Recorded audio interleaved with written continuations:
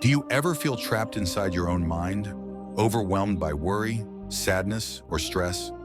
It's 3 a.m. The world is silent, but inside your head, it's deafening. You're staring at the ceiling, feeling that familiar weight on your chest, like you're breathing underwater. You ask yourself, why am I like this? Why can't I just be happy? I want you to stop running for just a moment. You aren't broken. You are a soul in search of its home. Today, we aren't just talking about tips. We are going on a journey to find the peace that was promised to you centuries ago. Anxiety is a thief. It steals your now by making you live in a maybe that hasn't happened yet. Depression is a fog. It doesn't just take away your joy, it takes away your color. Science calls this a surge of cortisol, a body trapped in fight or flight mode. But let's call it what it feels like, a weary heart. Depression, on the other hand, often hijacks your brain's reward system, making you feel hopeless, unmotivated, and disconnected from life. This struggle isn't a sign of weak faith. Even the prophets cried until their eyes grew dim.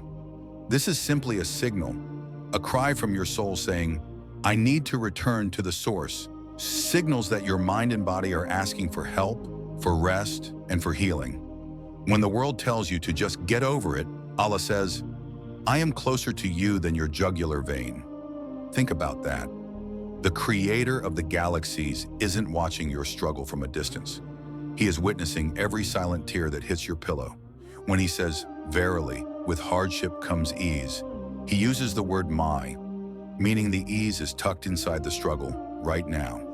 Science now proves that rhythmic dhikr and the positions of sujud, prostration, activate the vagus nerve, physically lowering your heart rate and silencing the amygdala, the brain's fear center. When you whisper, Subhanallah, you aren't just reciting words, you are aligning your heartbeat with the rhythm of the universe. How do we heal? We start with small, sacred anchors, the sujud of surrender. In your next Salah, stay down a little longer. Pour out the words you're too scared to say out loud. Allah hears the whispers of a broken heart. The breath of Dhikr. When panic rises, let La ilaha illallah be your oxygen. There is no power, no fear, no boss, no debt greater than him. The gratitude audit. Your brain is wired to look for threats. Force it to look for mercy. Write down 3 tiny things: the taste of coffee, the sun on your skin, a functioning lung. Healing through giving. Sometimes the best way to heal your own heart is to be the answer to someone else's prayer. Sanctifying your space. Curate what enters your eyes. If your feed brings you sadness, unfollow it. If a person drains your spirit, distance yourself. Your peace is a trust, amanah, from Allah. I knew someone who felt like a failed Muslim because she was on medication for depression. She felt like her prayers weren't reaching the ceiling. One night, she read the story of Yaqub, A.S., who grieved for his son for years until his eyes turned white. She realized, Islam doesn't demand you be happy. It demands you be honest. She stopped fighting her feelings and started bringing them to her prayer mat. She realized that her cracks weren't flaws. They were where the light of Allah was finally getting in. She didn't wake up cured, but she woke up held. And that made all the difference. Listen closely. Seeking help is an act of sunnah. The Prophet, SAW, said, make use of medical treatment. Tying your camel means going to therapy, taking your medication, and talking to professionals.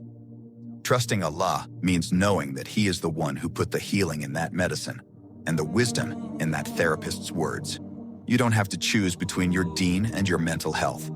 They are 2 wings of the same bird.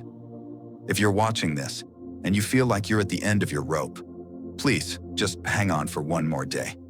You are so deeply loved by the one who created you. Your story isn't over. This is just a difficult chapter. You are a warrior, and even warriors need to rest. Go make wudu. Feel the water wash away the heaviness, and just talk to Him. He's been waiting for you. If this touched your heart, share it. You never know whose life you might save with a single click. You are not alone. Peace be upon you.